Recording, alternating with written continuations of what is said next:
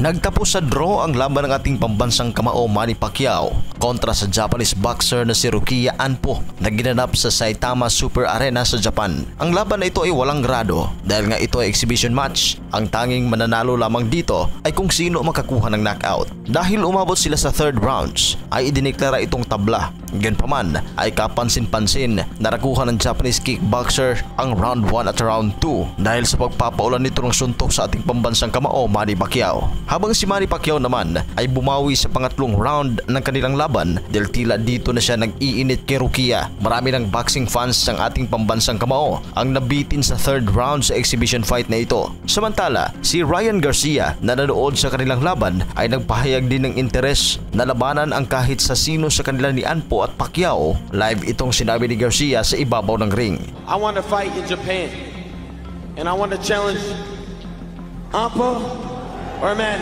whoever.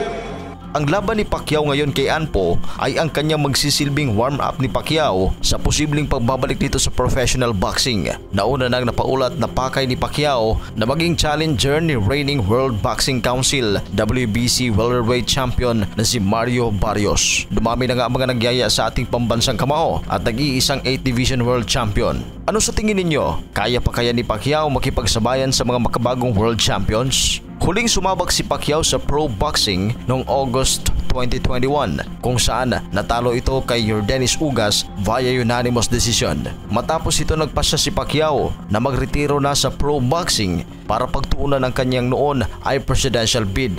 Subalit natalo si Pacquiao sa national elections ngunit nanatili itong retirado sa pro boxing. Huling lumaban si Pacquiao noong December 2022 sa isang exhibition match laban kay South Korean YouTuber DKU.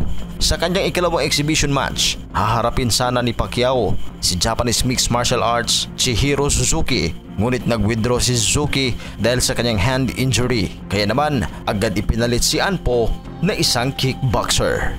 Para sa inyong reaksyon, please comment down below. At sa mga hindi pa nakapag-subscribe, huwag kalimutan mag-subscribe sa Showbiz Caster. Maraming salamat po.